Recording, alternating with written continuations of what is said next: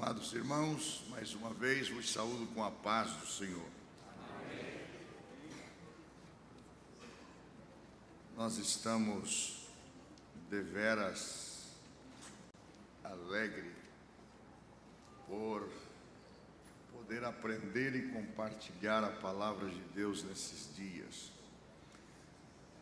Estudamos aqui sobre o apóstolo Paulo. Eu penso que falamos muitas coisas interessantes sobre Paulo. Alguns com certeza já sabiam, porque são estudiosos da palavra de Deus. Para outros foi algo novo, para outros algo surpreendente. Detalhes da vida do apóstolo Paulo. Aprendemos aqui o significado do seu nome Saulo e o significado do seu nome Paulo. Também pudemos consultar referências com respeito à sua aparência física, apesar de ser um livro apócrifo, mas para o governo dos irmãos, esse livro apócrifo chamado Paulo e Tecla, ele foi muito difundido no segundo século da igreja, inclusive na língua siríaca, e era lido nas igrejas, de maneira que eles acreditavam que se tratavam de informações verdadeiras. Também aprendemos aqui por que Paulo pregava primeiro nas sinagogas, inclusive aqueles que foram dispersos também não pregava a ninguém senão aos judeus, por causa do tratado em Jerusalém, protós querigma te sinagogue, pregar primeiro nas sinagogas, primeiro aos judeus, depois aos gregos e assim por diante. Também podemos aprender um pouco sobre a chamada do apóstolo Paulo, que então se chamava Saulo, e na sua primeira viagem missionária, na metade da viagem, o seu nome foi completamente trocado, deixando o seu nome hebreu, o seu nome hebraico, para adotar o seu nome romano, Paulo.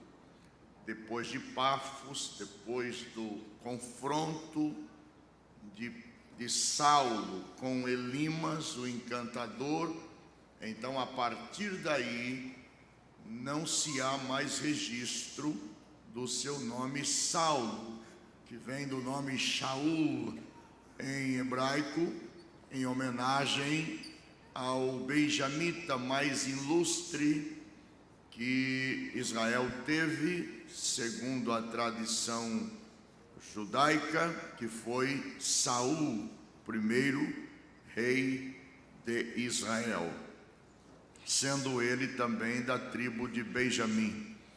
É interessante que até os dias de hoje você encontra com um judeu, dificilmente ele vai dizer que pertence à tribo de Dan, à tribo de Naftali, à tribo de Asser e assim por diante, a tribo de Simeão.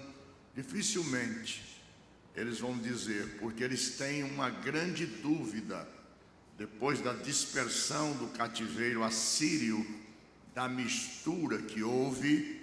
Então essas 10 tribos que não se mantiveram fiéis a Jerusalém se perderam.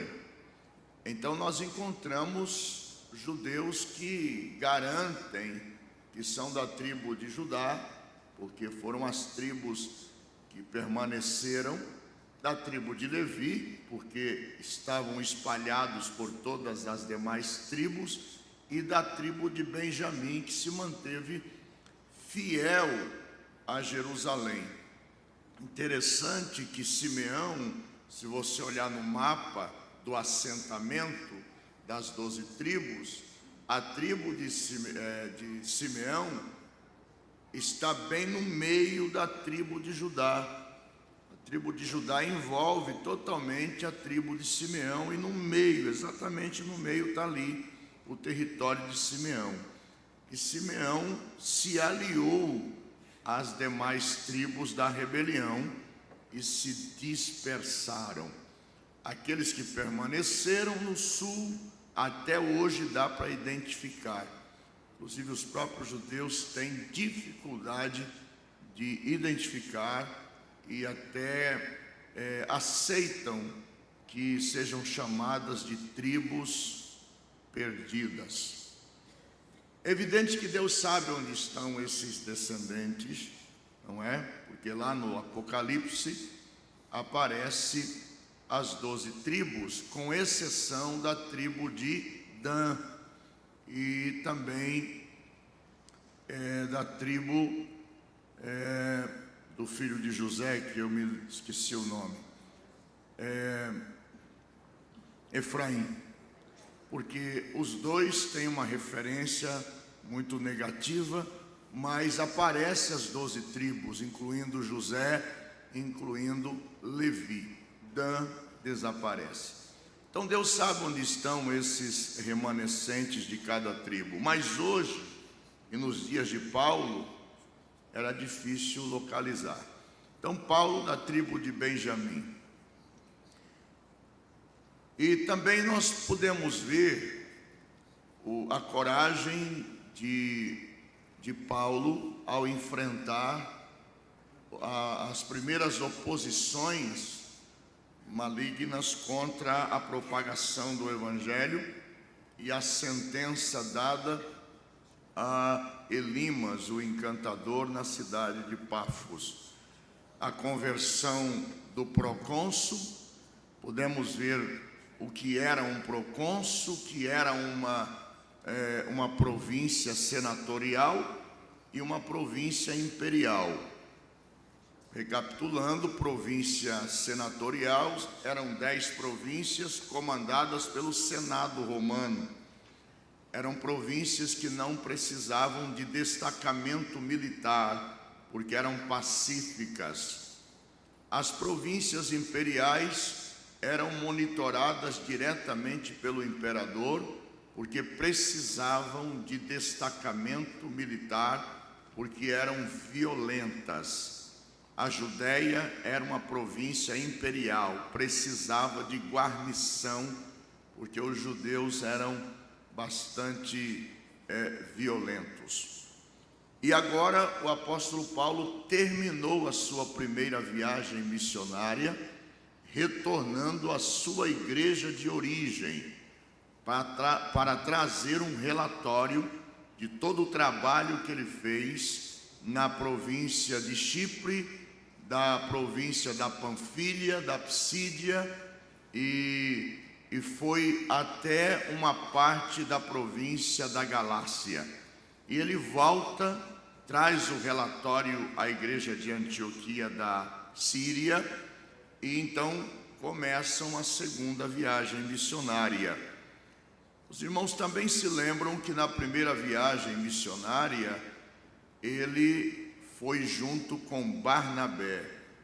Barnabé, também se lembram que não é um nome, é um codinome dado pelos apóstolos. Capítulo 4, versículo 36 de Atos dos Apóstolos, diz: e José, cognominado pelos apóstolos de Barnabé, que significa filho da consolação. Consolação vem da palavra paraclesis, que quer dizer estar ao lado de, consolar, ajudar, não é? Foi trocado pelos apóstolos. Barnabé alcançou o conceito. Barnabé estudou junto com Paulo na escola rabínica de Gamaliel. Gamaliel, neto de Iel, que era o fundador da escola rabínica dos fariseus, e era a escola mais conceituada de Jerusalém. Agora, Barnabé lidera essa primeira viagem missionária. O interessante também que nós vimos que Barnabé era o pastor presidente da igreja de Antioquia, a igreja mais importante que existia depois de Jerusalém, é claro. Foi a igreja que investiu em missão, uma igreja generosa, uma igreja missionária e uma igreja que não tinha discriminação. Eram pelo menos essas três qualidades da igreja de Antioquia. Primeiro, uma igreja generosa, uma igreja missionária e uma igreja que não tinha discriminação.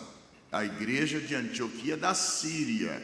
Não confunda Antioquia da Síria com Antioquia da Psídia, e você vai ler na história e vai encontrar outras Antioquias que foram fundadas por Seleuco I por volta do ano 320 a.C.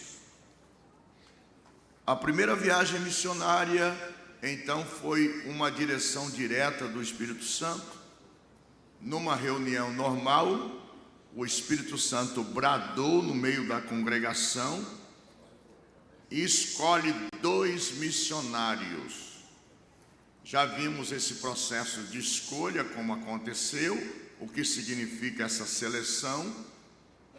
Agora, o interessante é que o Espírito Santo, ele dirigia 100% a igreja de Antioquia, e quando escolhe os 2 missionários, escolhe a nata da igreja, o melhor que aquela igreja tinha para a missão. Escolheu os 2 melhores, que não podiam sair daquela igreja, mas o Espírito Santo fez a escolha e disse: apartai ou selecionai o presidente e o vice-presidente. É difícil entender algumas coisas que o Espírito Santo faz. Como é que o Espírito Santo vai tirar o presidente e o vice-presidente da igreja e mandar para a obra missionária? Mas aconteceu na igreja de Antioquia. E eles, enviados pelo Espírito Santo, desceram a Seleucia, dali navegaram para Chipre e assim por diante. Agora, eles chegam à última cidade, depois de passar por essas províncias. A província da Psídia foi a última. Eles retornam, estabelecendo anciões nas igrejas implantadas, e volta para Antioquia. Passa um tempo em Antioquia, resolve o problema que surgiu na igreja na ausência, porque na ausência deles 2 surgiram problemas. Os judaizantes vieram de Jerusalém.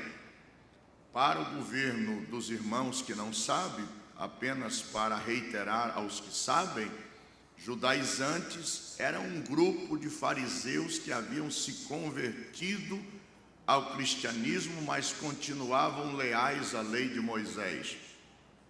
E eles vieram para a igreja de Antioquia na ausência do pastor. Geralmente acontece isso, tem esses aproveitadores. Pastor pode até se ausentar um pouquinho, mas não fique mais de 40 dias, porque senão, quando chegar, tem um bezerro de ouro. Muito perigoso. Resolveram o problema, foram a Jerusalém, o concílio se reuniu, fizeram um decreto. O concílio em Jerusalém fizeram um decreto. Gostaria apenas de fazer uma pergunta para os irmãos, porque fica na nossa mente que havia 12 apóstolos. O apostolado fechava em 12. Aí eu pergunto para vocês: Tiago, o irmão do Senhor Jesus, fazia parte dos 12 apóstolos? Não. Mas era apóstolo por consideração. Então não tinha só 12. Paulo, chamado apóstolo, Barnabé também era chamado de apóstolo. Então não havia só 12. Tá bom, irmãos? Vamos entender isso. Agora, irmãos, resolve o problema, pega esse decreto, leva para as igrejas gentílicas, desobrigando eles de toda aquela exigência dos judaizantes. Se vocês não guardarem a lei e não se deixarem circuncidar, de maneira nenhuma podereis salvar. Essa era a pregação deles, não é? Mas agora eles tinham um decreto na mão, e diz a Bíblia que por onde eles passavam, eles liam o decreto. Decreto. Era uma carta chamada de decreto do Concílio de Jerusalém, e a igreja se alegrava quando ouvia esse decreto. Depois de resolver essa pendência na igreja de Antioquia, então Paulo disse: vamos voltar pelas igrejas que nós plantamos para ver como estão os irmãos. Barnabé disse: vamos. Você aceita levarmos o meu sobrinho? De novo? De novo? Porque ele é um menino bom, porque Barnabé era um discipulador, irmão. O nome dele, pacificador, estar ao lado dele, ajudador, ele queria ajudar o menino. E ele discipulou João Marcos de tal maneira que o próprio Paulo posteriormente falou sobre João Marcos. Nos últimos dias de vida, ele não esqueceu de João Marcos. Traga-me João Marcos, porque me é muito útil no ministério. Sabe que depois dele ser discipulado por Barnabé, ele foi servir de auxiliar para Pedro por muito tempo. Inclusive a teologia diz que o evangelho escrito por ele poderia ser chamado evangelho petrino, porque foi uma orientação do próprio apóstolo Pedro. Mas aí começou então a dificuldade, porque Paulo, ele tinha um temperamento assim bastante difícil. Ele disse: não, esse menino não vai mais com a gente não. Ele nos abandonou na metade do caminho. Quando ele viu a coisa difícil, os irmãos se lembram, nós falamos sobre isso, o que aconteceu, por que João Marcos retornou lá de Pergue, na Panfilha, não é? Depois que ele viu a coisa difícil, ouviu as notícias de malária, de assaltante, de perigo, de escalar montanha, falou: estou fora, vou voltar, não é? E voltou para Jerusalém, mas agora estava de novo ali na igreja, não é? Só que havia chegado na igreja de Antioquia 2 mensageiros da igreja de Jerusalém, Judas e Silas, que também se chama Silvano, não é? Judas voltou para Jerusalém, mas Silas gostou tanto da igreja que ficou lá. E Paulo disse: não, se for para levar João Marcos, então não tem mais viagem missionária. E Barnabé disse: não, eu vou levar ele. Eu preciso ajudar esse menino. Eu preciso discipular ele. Ele tem potencial. Então, a pé subiram Paulo e Barnabé para fazer a segunda viagem missionária. Paulo e Silas, e desceram Barnabé e Marcos para Seleucia e navegaram para Chipre de novo.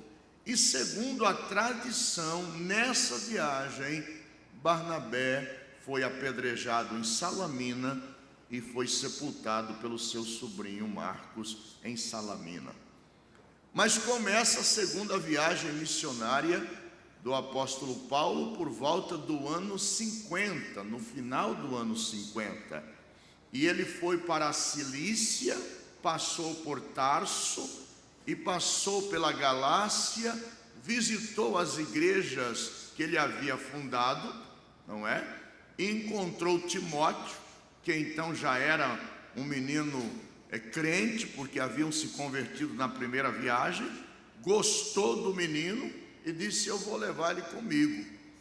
Como ele teria que ir às sinagogas, teria que enfrentar os judeus da Ásia, que eram os mais radicais, ele, sabendo que ele tinha descendência judia, aconselhou o menino circuncidar, apesar de não ser mais necessário a circuncisão, não ser necessário por decreto da igreja do concílio de Jerusalém. Mas ele resolveu circuncidar porque Timóteo iria ter contato direto com os judeus.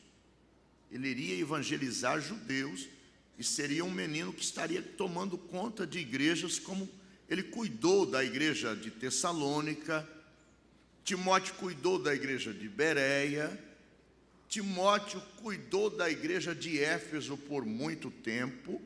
Então se tornou um apóstolo também, posteriormente. Eles desceram confirmando as igrejas, prosseguiram a viagem, desceram para Troade, um porto de Troade. Diz a Bíblia que ele disse: agora nós vamos descer para a Ásia. Queria ir a Éfeso, porque Paulo tinha uma estratégia: atingir as maiores cidades, para que as outras cidades pequenas fossem então atingidas pelos discípulos, como aconteceu em Éfeso na terceira viagem missionária. Chegou em Éfeso, passou 3 anos, de Éfeso surgiu obreiros que evangelizou toda a Ásia. Paulo nunca foi à igreja de Colossos, ele nunca foi à igreja de Hierápolis, ele nunca foi à igreja de Laodiceia, ele nunca foi à igreja de Filadélfia. Quem fundou essas igrejas foram discípulos de Paulo, que se converteram lá em Éfeso. Então era uma estratégia. Por exemplo, a igreja de Antioquia da Psídia era uma cidade estratégica. Dali o evangelho se espalharia, implantar nas principais cidades, para que dali então o evangelho se expanda. Essa era a estratégia de Paulo. Em Troade, ele disse: vou para Éfeso, vou para a Ásia. Mas o Espírito Santo disse: não vá para a Ásia. Dirigido 100% pelo Espírito Santo. Tinha estratégia, tinha planejamento, porque todo obreiro precisa fazer o seu planejamento, mas submeter, não é, esse planejamento ao Espírito Santo. Ele é que vai dar a última palavra. Nós fazemos os planos, mas quem governa é Deus, não é? O Espírito Santo disse: não vá para a Ásia. E ele foi impedido, diz a Bíblia, impedido, apesar da intenção ser evangelizar. Só isso. Não tinha outro objetivo. Mas o Espírito Santo, o Espírito de Jesus Cristo, lhe impediu. Boa intenção, um bom plano, mas o Espírito Santo lhe impediu. Essa é a sensibilidade e a sintonia que nós não podemos perder de maneira nenhuma. O Espírito Santo continua impedindo a gente de fazer muitas coisas, não é verdade? Muitas coisas. Quantas vezes planejamos e ele diz não, e a gente insiste, ele diz não, e é perigoso quebrar a perna da gente para a gente ficar ali de quarentena até passar o tempo. Não. Mas aí ele disse: então eu vou para Bitínia, que era uma outra região muito populosa. O Espírito Santo disse não.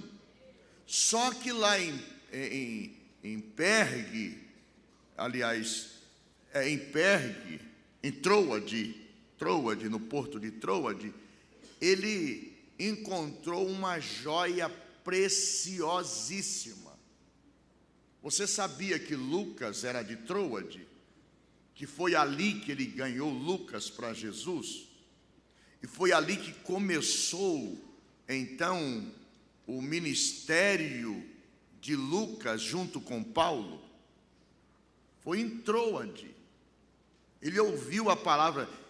E não tem indícios que em Troade tenha tido sinagoga, porque se não tivesse sinagoga, pregavam diretamente para os gentios, mas se tivesse sinagoga, a ordem era primeiro nas sinagogas, depois pregue nos ágoras, que eram os centros comerciais. Em Troade encontrou essa joia preciosa chamada Lucas, o doutor Lucas, que era grego. Estava ele sem saber o que fazer nessa segunda viagem missionária. E agora? Será que parou, acabou o meu ministério? À noite ele teve uma visão. Apareceu um varão macedônio com a vestimenta cultural da Macedônia e disse assim: atravessa a Macedônia e ajuda-nos. Oh, meu Deus do céu. Deus sabe onde está a necessidade, irmãos. Glória a Deus. Aleluia. Ele conhece as necessidades. E a Bíblia diz: e Paulo, entendendo que o Espírito Santo lhe chamava para a Macedônia, partiu imediatamente. Agora já tinha mais um companheiro. Agora era Paulo, Silas, Timóteo, olha, está crescendo. E agora Lucas. Já eram 4. Glória a Deus. E igrejas implantadas. 3 meses, 2 meses, às vezes 3 semanas ele implantava uma igreja. 3 semanas, em 3 sábados ele implantou a igreja de Antioquia da Panfilha e ficou uma igreja forte. Em Listra ele passou, pregou uma vez e ganhou a família de Timóteo para Jesus, e quando voltou o menino já era uma bênção. Já eram 4. Então eles embarcaram para o continente europeu. A primeira cidade da Europa que foi conquistada pelo Evangelho foi Filipos. A primeira cidade. Agora o Evangelho chega na Europa por orientação do Espírito Santo. Será que Éfeso não era mais importante? A Ásia não estava toda clamando? Estava, mas Deus tem as suas ordens de prioridade. Ele sabe onde devemos ir primeiro. E você sabe o nome da primeira pessoa que se converteu na Europa? Lídia. Mas ela era europeia? Não. Ela era asiática, da Ásia Menor, da Anatólia, porque naquela época chamava-se Anatólia. Você sabia que Anatólia, Anatolê no grego quer dizer Oriente? Sabia? Anatolê quer dizer Oriente. Então aquela região era chamada de Oriente. Ela era de Tiatira. Tiatira havia feito uma descoberta extraordinária, porque até então a púrpura era uma tinta extraída de um molusco. Mas eles descobriram uma fórmula de extrair a púrpura de uma raiz. E se tornou um comércio extraordinário. E essa mulher foi a representante comercial para toda a Europa, de maneira que ela era uma mulher rica. Ela era a representante, a única representante de púrpura na Europa, Lídia. Mas os irmãos se lembram que eu falei que frequentavam as sinagogas os judeus, os prosélitos e os tementes a Deus? Os tementes a Deus não eram judeus e nem prosélitos. Ela era uma temente a Deus, mas não era crente, não era cristã. Não havia sinagoga em Filipos. Então Paulo, Silas, quem que é o outro? Timóteo, quem que é o outro?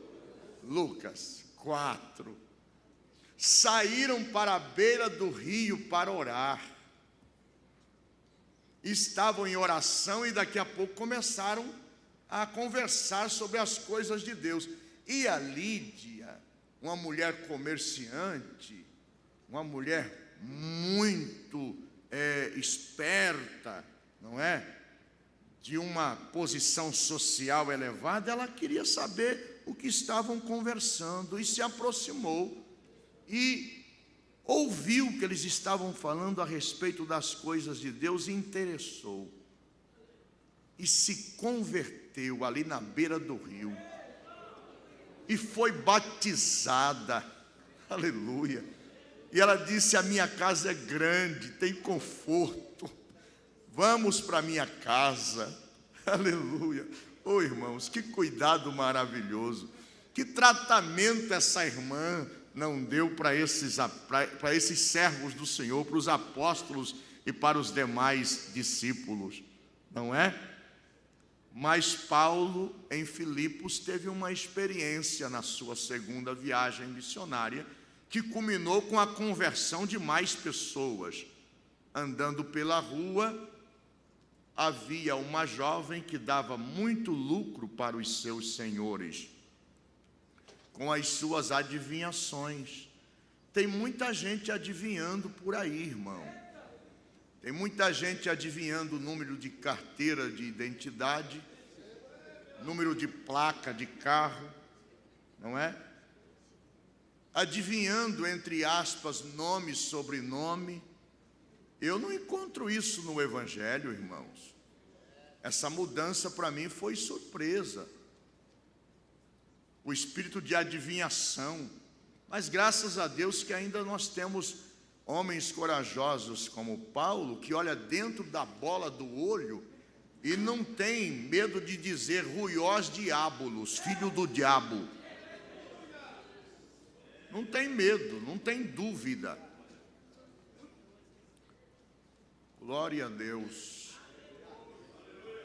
Por muitos dias essa mulher acompanhava eles, querendo fazer parte da congregação e com potencial. E ela não estava mentindo. Estes homens que vos anunciam o caminho da salvação, ela não estava mentindo, não. São servos do Deus Altíssimo. Por muitos dias. Já era para Paulo ficar todo feliz. Opa, o negócio está favorável, não é? Estamos tendo ajuda. Essa mulher está ajudando. Ela tem influência na cidade. Mas chegou um dia que o negócio... Sabe aquele dia que o pastor amanhece, que você não pode chegar muito perto? Tem dia que a gente amanhece, a gente sabe que a gente está cheio de autoridade. Se a gente abrir a boca é perigoso. Então, quando você perceber o pastor assim, não provoca não, porque se ele abrir a boca, fica quieto, afasta. Aconteceu várias vezes de eu ir tratar algum assunto com o meu pastor e chega lá e eu ver a situação, pode falar: não, pastor, só vim ver o senhor. Ó. Só vim ver o senhor. Deixa para outra hora. Porque nesse dia, se ele abrir a boca, meu irmão, não provoca não. Chegou um dia que ele não aguentou e olhou para aquele demônio que oprimia aquela jovem e deu uma ordem, e a jovem ficou liberta e não adivinhava mais nada. Você sabe que existe a unção para o exercício do ministério. Por exemplo, tem aqui o irmão que é o coordenador da escola bíblica. Ele é um profissional na área secular, sabe cuidar da área secular muito bem. Só que para esse exercício ele precisa de uma unção especial, senão ele não dá conta. Ele pode ser o melhor administrador que existe no Brasil. Então, a hora que ele é chamado, empossado, ele recebe a unção para o exercício da função. Terminou a função, acabou aquela unção para o exercício da função. Você já viu lugares que o pastor não tem qualificação secular, mas a cidade fica admirada com o que esse homem faz. E diz assim: esse homem, se fosse um empresário, seria uma potência. Como pode administrar desse jeito? A unção para o exercício da função. Terminou a função, terminou a unção.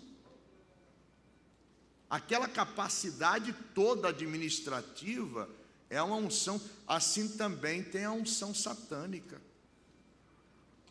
Tem a unção satânica. E vocês sabem, aqui no Brasil, tem gente que tem a unção satânica, está blindado por Satanás. Só que a igreja é a única que tem autoridade para mandar esse demônio embora, desmascarar esse demônio e acabar com essa farsa toda. Você sabe disso, que tem gente que tem uma unção satânica para atrapalhar, para oprimir, e parece que nada pega, e tentam e não dá certo, mas a igreja pode repreender. Paulo, cheio do Espírito Santo, mandou aquele demônio embora, e agora acabou a adivinhação. Aquela mulher tinha os seus donos, não é?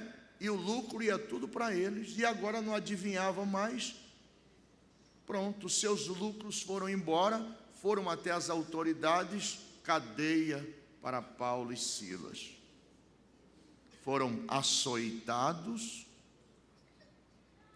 presos, acorrentados, mas naquela noite, Paulo e Silas, em Filipos, quase meia-noite, a Bíblia faz questão de dizer que eles oravam e faziam o que mais? Cantavam e oravam, oravam e cantavam, cantavam e oravam. E os outros presos, o que a Bíblia diz?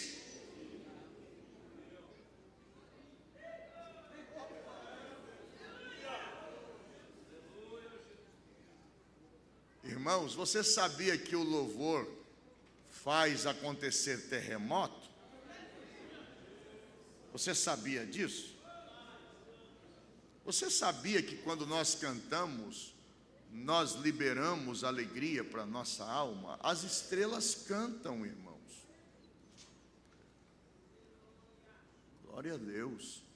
Está provado. Você sabia que o incenso é um tipo do louvor e da oração?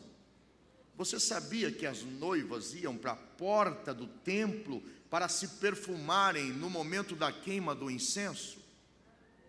Do Ketoret, Kodesh, o incenso sagrado?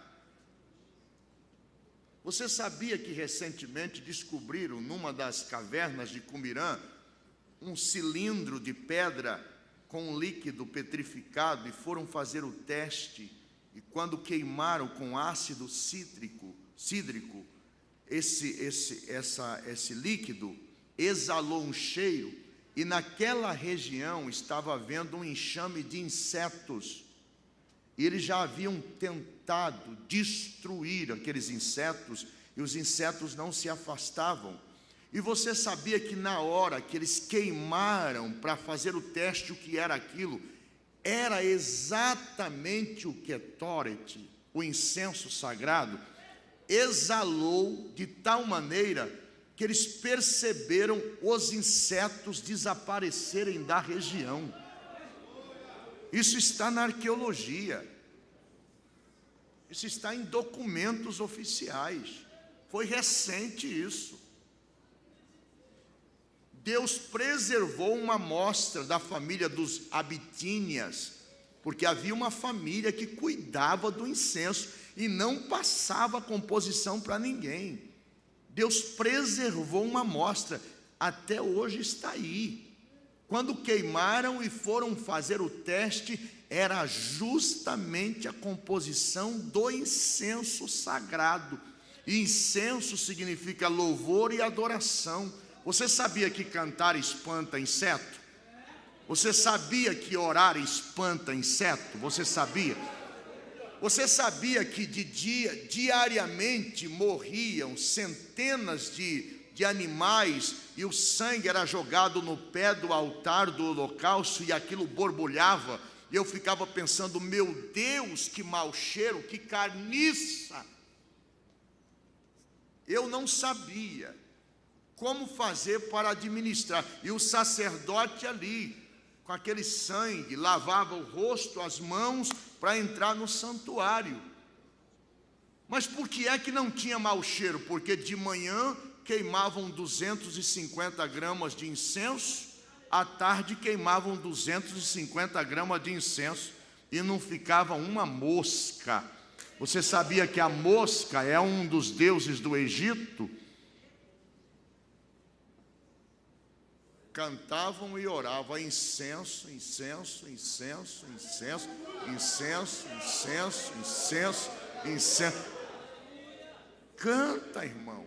Ora, irmão. Glória a Deus. O terremoto aconteceu. As portas dos cárceres se abriram. E quando o carcereiro viu as portas abertas, pegou a espada. E Paulo pulou na frente e disse: não te faças nenhum mal. Não escapou ninguém. Porta aberta, mas prisioneiro cego. Você acha que um prisioneiro ia perder essa oportunidade? Se ele escava buraco para sair de dentro da cadeia. Mas ia escapar todo mundo. Eu, particularmente, pastor, acredito que o Senhor cegou eles. Eles não viram as portas abertas. Ninguém escapou.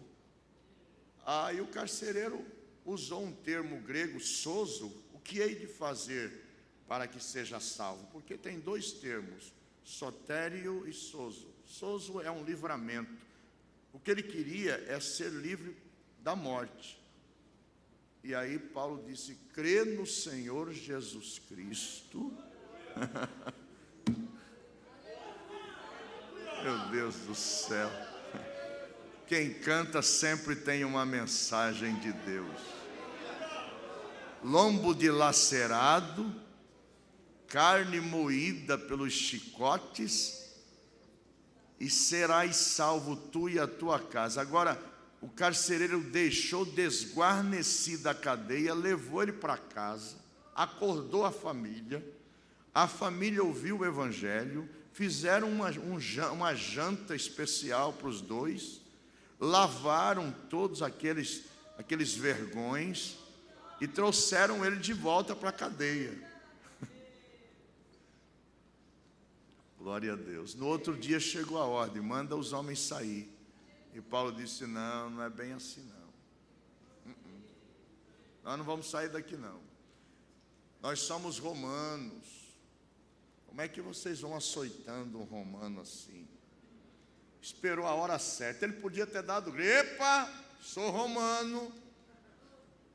Eles não teriam açoitado, não teriam prendido. Primeiro teria levado eles a julgamento. Mas a família do carcereiro precisava ouvir o evangelho. Que coisa linda, irmãos. Tem muita coisa que é necessário acontecer na nossa vida. Às vezes a gente fala: por que isso foi acontecer comigo? Onde eu estava com a cabeça?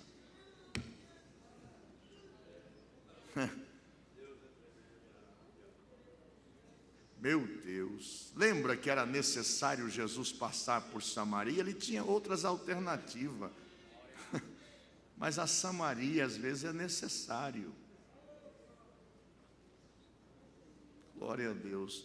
Talvez o que você está passando, irmão, você não está entendendo nada. Jesus disse: o que faço, não entenderás agora, mas você vai entender depois. Então fica caladinho, não murmura não, porque lá na frente você vai cantar, você vai louvar, você vai agradecer.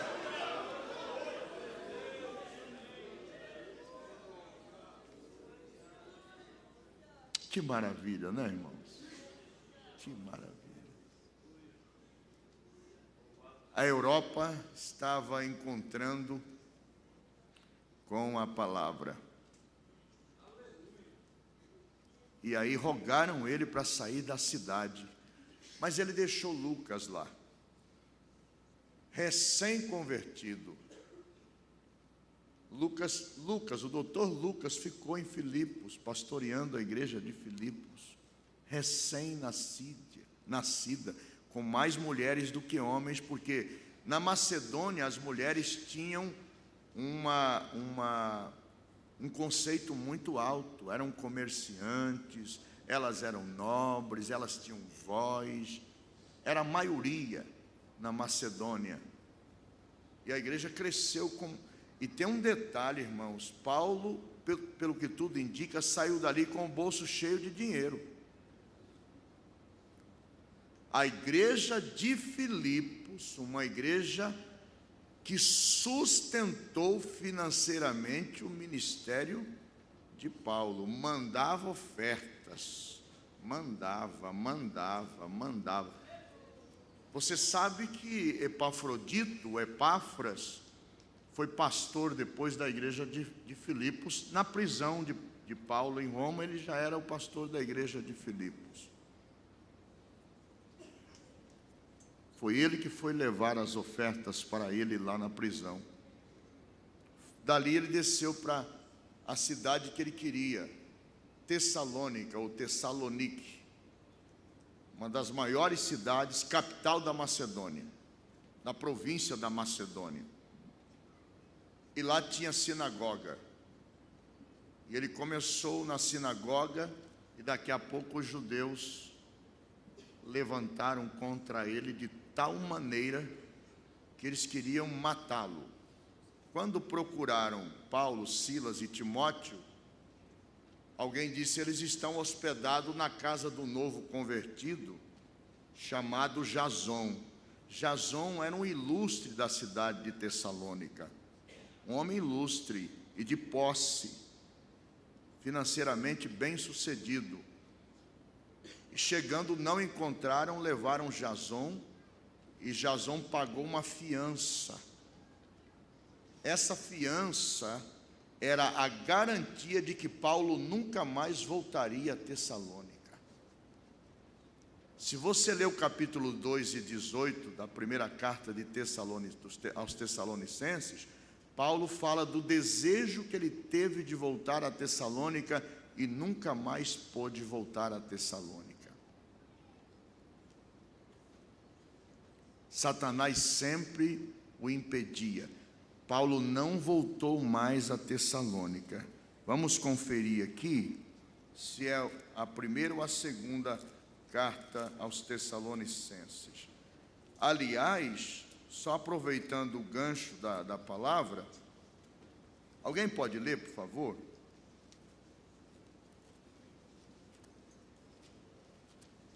Está aí, irmãos? Irmão que está projetando.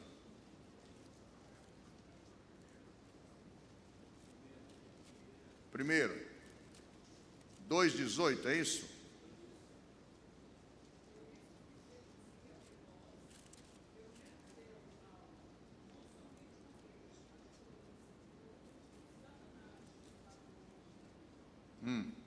Viu? E se você ler os versículos anteriores, ele vai contar a história que ele sofreu em Tessalônica. Só que deixou uma igreja plantada na cidade de Tessalônica. De lá saíram homens de altíssimo nível que acompanharam ele em suas viagens missionárias. 2,18, pelo que bem quisemos uma e outra vez ir ter convosco, pelo menos eu, Paulo, mas Satanás nolo impediu, não voltou mais lá. Os irmãos lembram de um Tessalonicenses que acompanhou Paulo até a prisão de Roma? Aristarco. O ilustre Aristarco se converteu aqui. ele se converteu aqui em Tessalônica, e quando prenderam Paulo, Aristarco disse: eu quero ficar preso com ele. Escrevendo a sua carta aos Colossenses, Paulo diz: Aristarco se ofereceu para ficar preso comigo.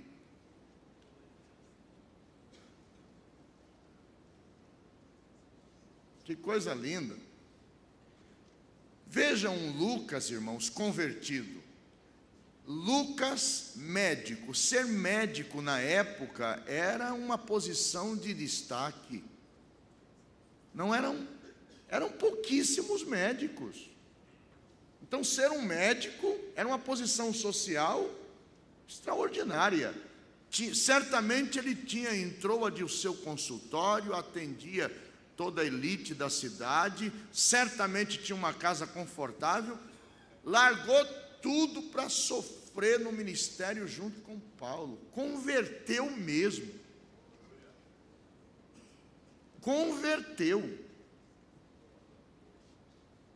Glória a Deus. E Aristarco, outro que era de Tessalonicenses, segundo também, era de Tessalonicenses, e ele sai da cidade de Tessalônica, deixando uma igreja forte em Tessalônica.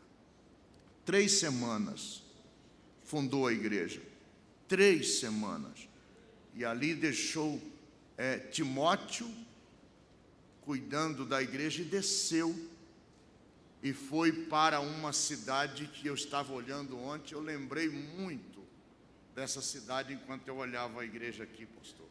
Depois da referência que o senhor fez, ainda mais. Ele desceu para a cidade de Bereia. Eu lembrei dos crentes bereanos ontem, quando olhava para os irmãos comendo a palavra. E quando chegou em Bereia, irmãos, ele disse assim: os judeus de Bereia foram mais ilustres do que os de Tessalônica. Porque quando ele começou a pregar, os judeus, cada um pegou as escrituras e começaram a conferir se as coisas eram assim mesmo. E começou as conversões em massa. Muitas mulheres nobres. E a igreja em Bereia cresceu rapidamente. Eu imagino que Paulo desejou ficar ali, porque quem que não quer ficar numa igreja que demonstra amor por ele? Quando um pastor chega numa igreja e se sente amado, irmãos, ele não quer ir embora mais, ele quer ficar ali. Mas de repente os judeus de Tessalônica desceram para Bereia. E agora, em Tessalônica aconteceu um negócio interessante. Havia um grupo em Tessalônica chamado vadios, que não gostavam de trabalhar. Sabe como é que eles ganhavam o sustento? Fazendo movimentos de protesto. Quando alguém queria fazer um protesto, ia lá e dava um dinheirinho para eles, e eles nem sabiam o que estava acontecendo, estavam protestando. Os vadios da cidade.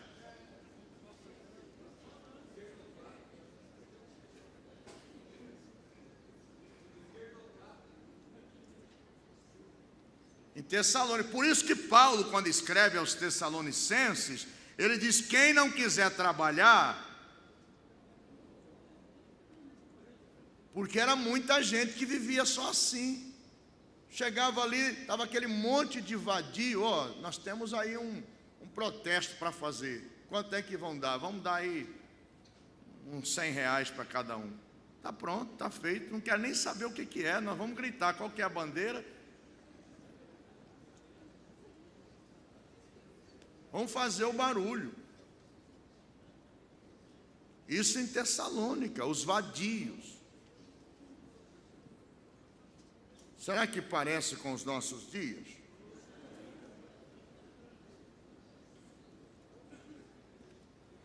Então, os judeus desceram para Bereia e Paulo não pôde ficar em Bereia. Eu estou na segunda viagem missionária. E aí ele desce para Atenas, recomendando que Timóteo e Silas fossem ter com ele o mais rápido possível. Chegando em Atenas, pregou na praça, pregou no Areópago, que era o tribunal da cidade. E irmãos, os gregos têm uma peculiaridade, eles são muito curiosos. Desculpe se houver algum grego aqui. São curiosos demais. Se um grego chegar na sua casa, enquanto ele não souber tudo da sua vida, ele não sai. E a hora que ele sair dali, ele conta tudo. Quanto você ganha, quanto você gasta, quantos filhos tem, quem é seu filho, onde mora, tudo. Eu fui à Grécia uma vez, eu estava indo do hotel para o aeroporto, eu peguei o jornal, apesar de eu não ser fluente no grego, mas eu conheço muitos vocabulários gregos, sei ler em grego. E estava ali tentando ler e tentando descobrir aquelas palavras ali. O grego dirigindo o carro e olhando assim.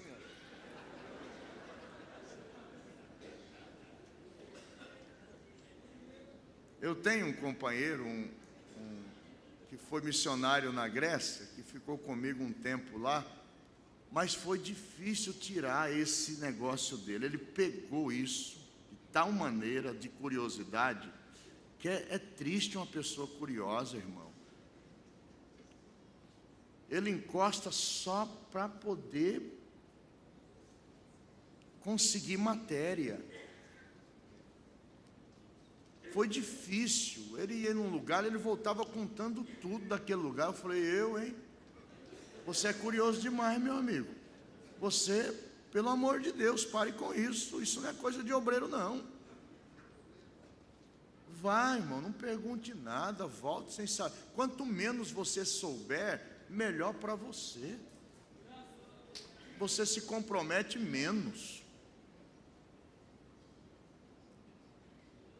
Em Atenas ele pregou. Atenas, irmãos, difícil, cidade difícil, mas ficou ali algumas pessoas convertidas em Atenas. O chefe do Areópago, Dionísio, que era o presidente daquele tribunal, se converteu. Damares também se converteu. E muitas outras pessoas se converteram. Dali ele desce para Corinto. Corinto merecia uma aula só de Corinto, porque ele ficou ali 1 ano e 6 meses. Corinto foi coisa tremenda que Deus fez em Corinto. Uma cidade perversa. Aliás, o nome corintiano significa devasso.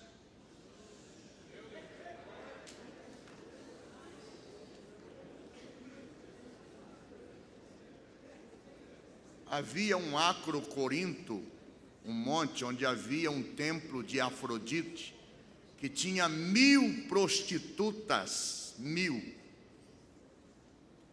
prostitutas cultuais. À noite elas desciam para a cidade para fazer o seu trabalho, e a cidade era entregue à prostituição, devassidão.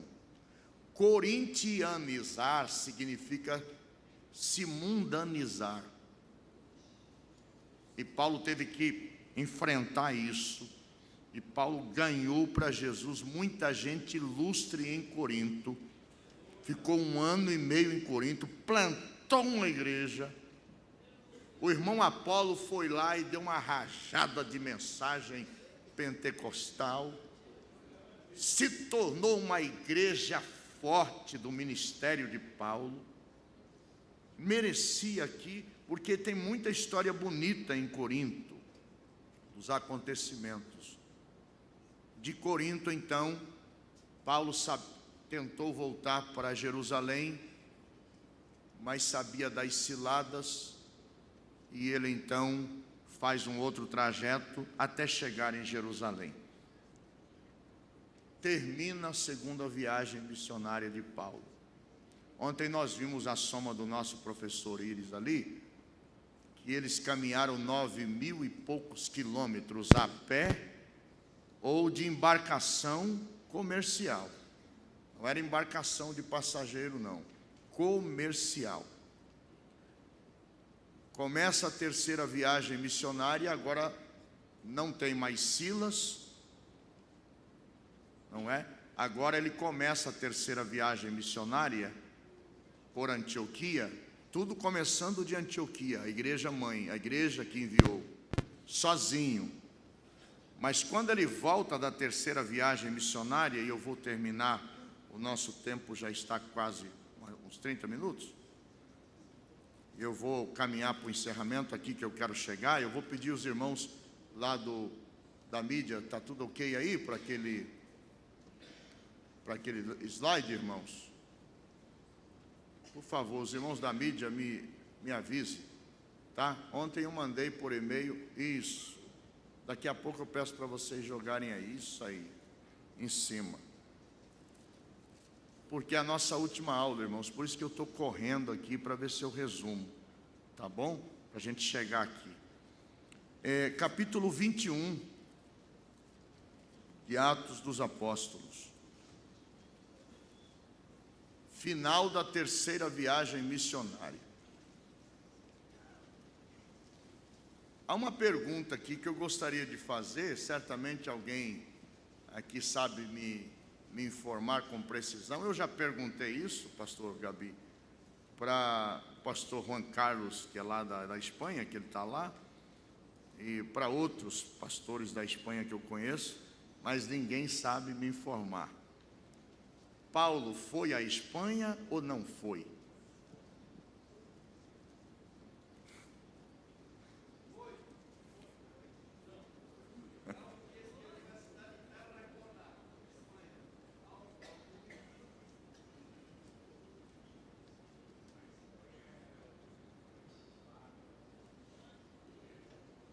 Era o sonho dele ir à Espanha. Os espanhóis dizem que ele foi a Tarragona. Especialmente a Igreja Católica fala isso. Mas o pastor Juan Carlos, que é o presidente da convenção, falou: pastor, ninguém tem certeza se ele chegou a ir à Espanha. Mas ele tinha muita vontade de ir à Espanha. Possivelmente não tenha ido. Possivelmente. Então há lugares que nós desejamos ir, que Deus talvez nunca vai nos permitir ir.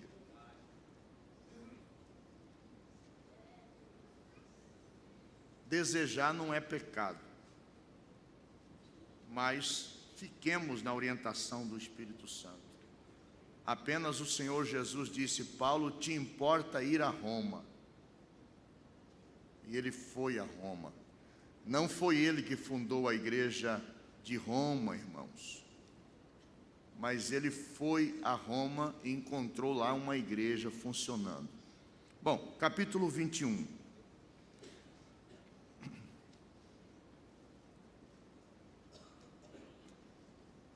Versículo 17. E logo que chegamos a Jerusalém, os irmãos nos receberam de muito boa vontade. No dia seguinte, veja que o verbo utilizado por Lucas, chegamos, significa o quê? Estava junto. Por um bom tempo ele não acompanhou as viagens de Paulo, porque estava em serviço em outra igreja. Mas agora na terceira viagem, no final da terceira viagem, quando Paulo se aportou em Troade, ele começou novamente a viajar com Paulo. E os de Tessalônica, de Éfeso, foi uma comitiva. Por que foi uma comitiva grande junto com Paulo para Jerusalém no final da terceira viagem? Porque ele tinha muito dinheiro que ele havia coletado nas igrejas para levar para a igreja mãe em Jerusalém. Então ele foi escoltado. Aí Lucas diz assim: logo que chegamos a Jerusalém, que era o desejo deles, os irmãos nos receberam de muito boa vontade. O ano 58. No dia seguinte, Paulo entrou conosco na casa de Tiago. Aí eu pergunto, que Tiago era esse?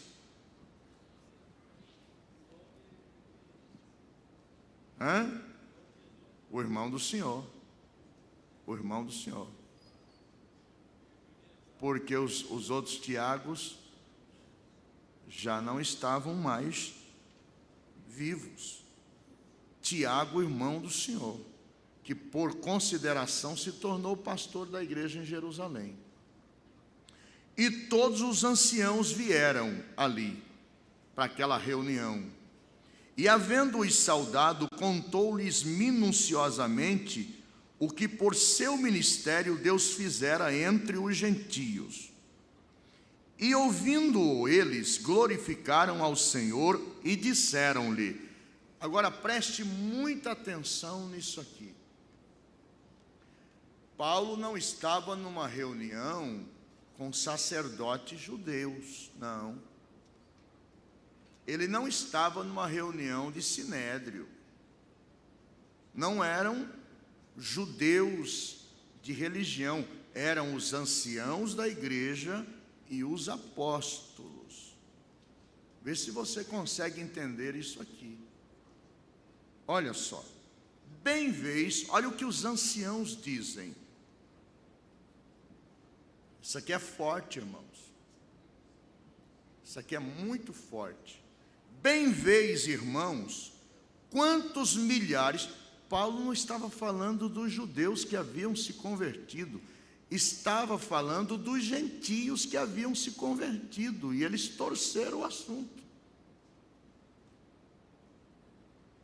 Bem vês, irmãos, milhares de judeus há que creem, e todos são o quê?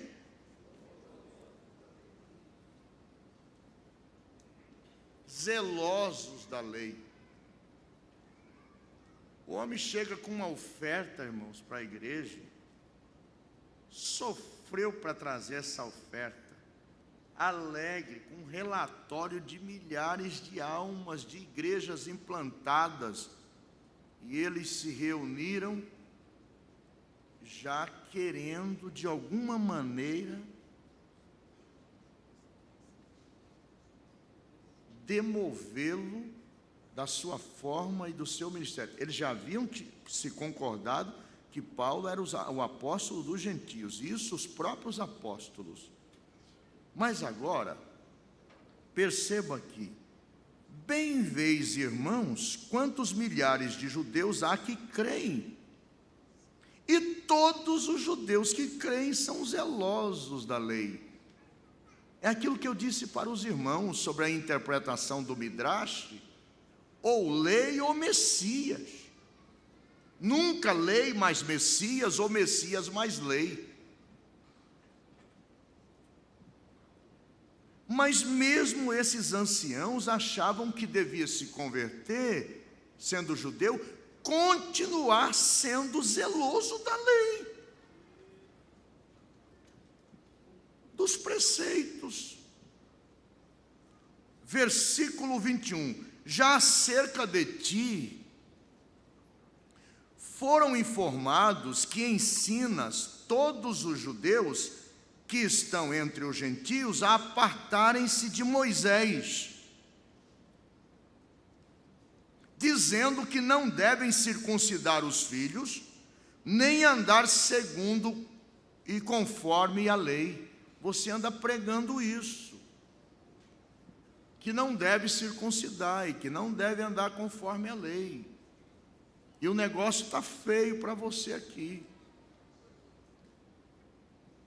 Que situação. E ele pregava mesmo. Olha a carta aos Gálatas. Olha as epístolas paulinas. Ou é Cristo, ou sem ele não tem salvação e acabou. Agora é Messias. Que faremos? Olha o conselho dos anciãos. Que faremos, pois? Em todo caso, é necessário que a multidão se ajunte, porque terão ouvido que você já chegou, já és vindo. Faze, pois, isto que te dizemos. Temos 4 varões que fizeram voto. Que é esse voto aqui? Era um voto temporário de nazireu. Faziam voto de não cortar o cabelo por 60 dias, por 90 dias, de não rapar a barba. Quando terminava o voto, eles rapavam a cabeça, rapavam a barba e levavam o cabelo para Jerusalém para queimar no altar do holocausto. E tinham que pagar. E era caro. Esse serviço era caro. E tinha 4 ali que haviam feito o voto e não tinha dinheiro para pagar o voto. Então rapa a cabeça junto com eles, santifica junto com eles, para todos verem que você é zeloso da lei também, para não ter problema, não é? E Paulo disse, tá bom, vou fazer, eu pago. Rapou a cabeça, os homens raparam a cabeça, certamente a barba, para levar, para queimar no altar do holocausto. Isso tinha que pagar, e não era barato. Quando estava terminando os dias, os irmãos lembram que eu falei dos judeus da Ásia, que eram os jihadistas do judaísmo? Os judeus da Ásia eram terríveis, eles estavam lá para a festa. Quando viram Paulo, porque Paulo era inconfundível, baixinho, calvo, o olho encontrado, perna torta. Os irmãos lembram das características dele? Inconfundível. De longe dava para saber que era ele.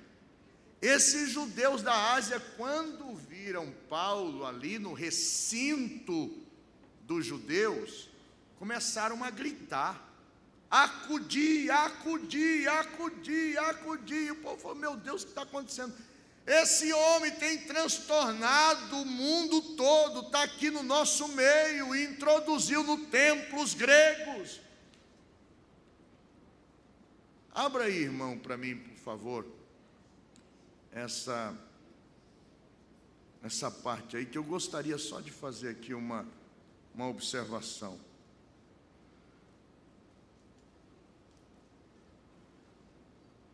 Versículo 28 e 29.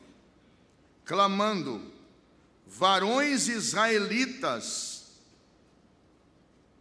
acudi, este é o homem que por todas as partes ensina a todos, contra o povo e contra a lei e contra este lugar, e demais disto introduziu no templo os gregos e profanou este lugar.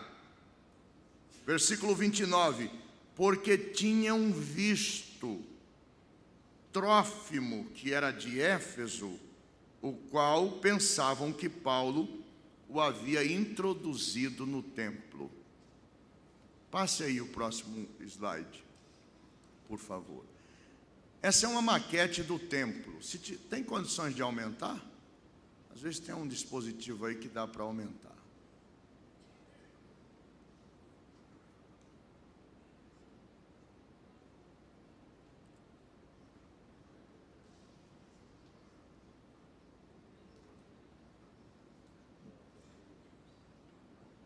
Nessa maquete do templo de Herodes. O templo de Herodes tinha 2 côvados a mais de altura do que o templo de Salomão. O de Salomão tinha 38 e o de Herodes tinha 40. Mais ou menos 20 metros de altura. Mais ou menos. Suntuoso. Conseguiu? Se não conseguiu, deixa do mesmo tamanho. Isso, vai mais para o centro, por favor. Isso, tá bom, tá bom, tá bom. Está vendo ali o templo está no centro, aí tem vários compartimentos. Tem uma espécie de uma balaústra, de uma cerca em volta. Está vendo? Tem o pátio, aí tem uma cerca em volta, uma balaústra, um muro baixo. Esse muro é chamado de soreg. Soreg. Esse muro marcava a primeira divisão. Os judeus só podiam chegar, aliás, os gentios só podiam chegar até ali. Só até o soreg. Depois dali não podiam mais entrar. Ali era chamado de o pátio dos gentios, aquela parte exterior. Eles ficavam olhando de longe. Daquela balaústra, daquela cerca ou mureta para frente, só judeus, homens e mulheres, podiam passar. Havia uma placa, passa o próximo slide, por favor, irmão.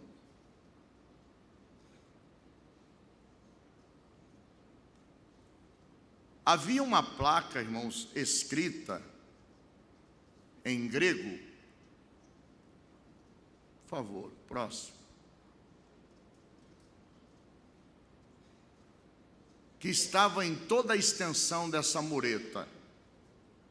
E eu consegui encontrar uma cópia dessa placa que está no museu. Eu quero mostrar. Aí, essa placa. Escrita em grego. Estava em toda a extensão. A pessoa chegava, lá estava essa placa, escrito em grego. Em grego é metena alogene eis poriestai entos toi peri toieron trifa tou kai peribolo os an lefete eiatoi aitois estaidia to erracola thein tanaton. E em português, passa o próximo, que tem a tradução, senão os irmãos vão ficar em dificuldade. Aí está a tradução em inglês e em português. A última parte é em português, que traduzido é: nenhum estrangeiro deve atravessar a parede em volta do templo. Quem for pego será responsável e punido com a morte. E essa placa estava para todo lado. O gentio chegava, ficava ali, não podia atravessar. Só judeu, homens e mulheres. Volta lá na maquete do templo, por favor.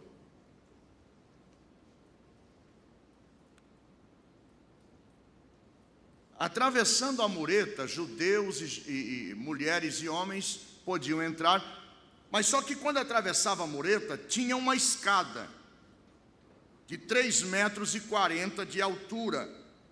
Então os judeus, além de ficar na mureta, ficavam lá embaixo. Aliás, os gentios. Os judeus subiam, já ficavam num patamar superior. Depois tinha mais uma divisão que tinha uma outra escada de 3,40 metros aproximadamente de altura, que chegava no átrio das mulheres, até onde as mulheres podiam chegar. Depois tinha uma outra escada que subia e chegava no átrio dos judeus, onde só judeus do sexo masculino podia chegar. Então havia essas divisões. Depois tinha uma outra escadaria para acessar ao templo, propriamente dito, aonde só o sacerdote podia chegar. Então eram essas divisões que tinha no templo. Todos tinham que respeitar esses limites. E à medida que ia entrando, ia subindo, ia subindo, ia subindo. Quando chegava no templo, estava lá no topo, dividido por escadas, por paredes, por placas. Tinham que respeitar isso. E dentro do templo tinha o lugar santo e o lugar santíssimo. Agora, é interessante, irmãos, que também tinha mais uma divisão. Quantas divisões, quanta dificuldade para chegar à presença de Deus na concepção dos judeus. Gentios ficavam lá embaixo, lá fora, e foi justamente isso, essa foi a acusação. Esse homem é contra este lugar, trouxe os gregos aqui, introduziu os gregos no templo, e merece ser morto. Esse homem é uma peste. Era a acusação contra Paulo. Agora veja bem, olha o que está escrito na palavra de Deus. Quando Paulo escreve a sua carta aos Efésios, eu penso que é capítulo 2, versículo 9. Paulo estava se referindo exatamente sobre isso, sobre a parede de separação. Não é o 9, por favor, os grandes.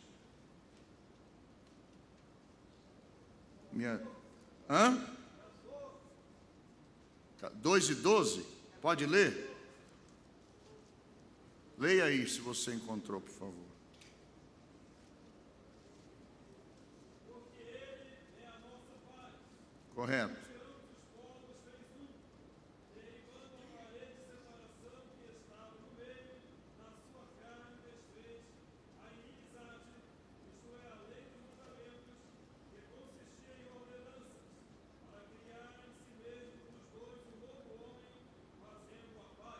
Derribando a parede de separação. Ele é a nossa paz. Ele pegou o soreg e derrubou o soreg. O templo já não existe mais, o templo cerimonial. Agora tinha a última divisão, que era o véu do templo. 20 metros de altura por 20 metros de comprimento.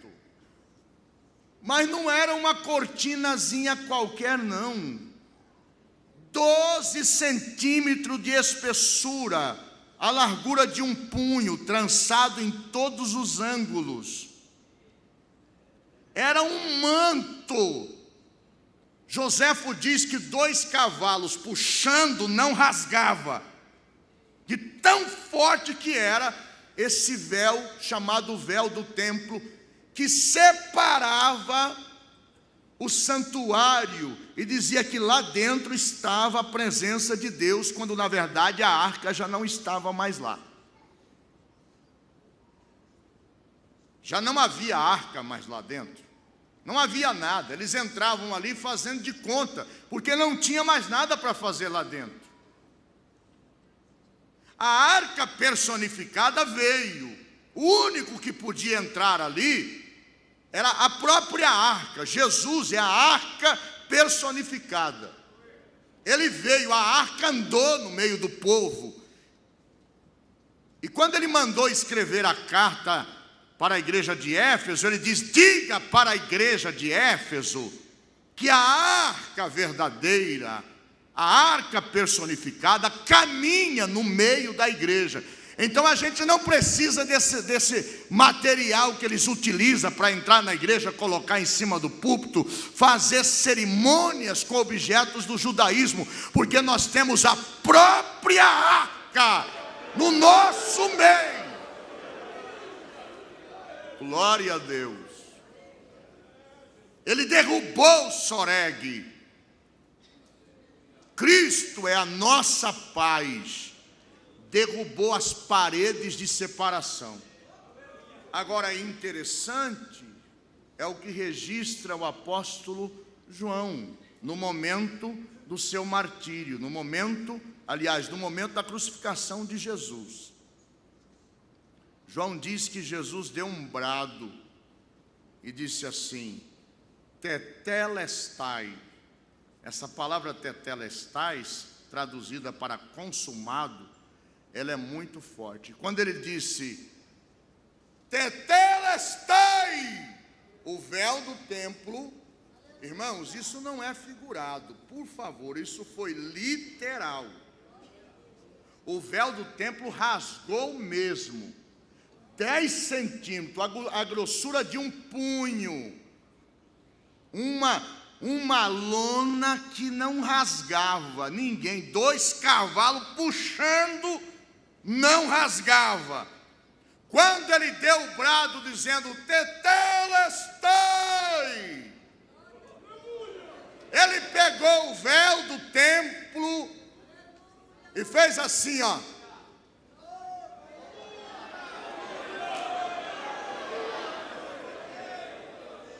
Rasgou de alto a baixo, não é de baixo para cima, foi de cima para baixo, porque é de cima que vem a nossa bênção, é de cima que vem a nossa vitória.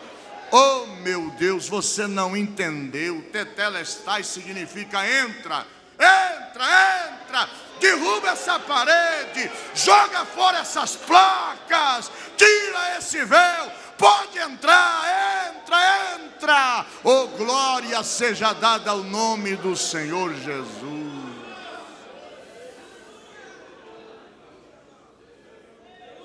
Já encontraram muitos carimbos antigos com essa frase Tetelestai. E encontraram pelo menos em algumas áreas. Quando um construtor terminava um projeto de construção, ele pegava um plano para fazer uma construção. Quando ele ia entregar a construção, ele entregava o projeto e no projeto estava escrito Tetelestai. Prontinho. Encontraram carimbo em documentos de prisioneiros que haviam cumprido a sua pena, ou então que haviam recebido um indulto com esse carimbo. Tetelestai, cumpriu a pena, pena paga. Encontraram o carimbo em recibo do comércio. Quando alguém ia comprar alguma coisa, aí o comerciante dava o recibo e Tetelestai, pago. Pago. Quando Jesus disse Tetelestai, ele estava girando a fechadura do cárcere. Ele estava abrindo o cárcere. Ele estava carimbando o recibo. Ele rasgou o véu. Ele rasgou o véu. Tetelestai significa o preço foi pago, você está livre, venha que a arca está aqui. Oh glória a Deus, é manhã de milagres, nós temos acesso. Você não está entendendo, Tetelestai significa que hoje, agora mesmo, nesse exato momento, você pode alcançar a misericórdia, a bênção de Deus. Oh, aleluia.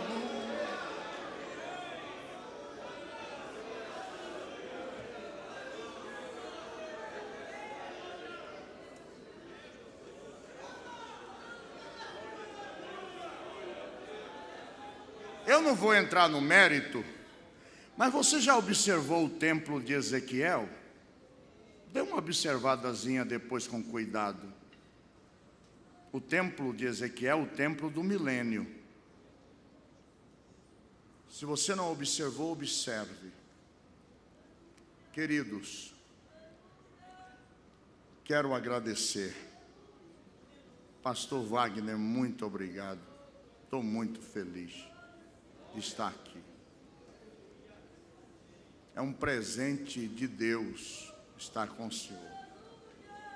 Sua amizade para mim é muito cara, muito preciosa. Gosto muito do irmão. Eu tive a oportunidade, irmãos, de viajar com esse homem junto com o pastor Antônio Gilberto. da Flórida, de Orlando até Newark, 3 dias, fomos conversando, parando. Viajava 2 horas, parava.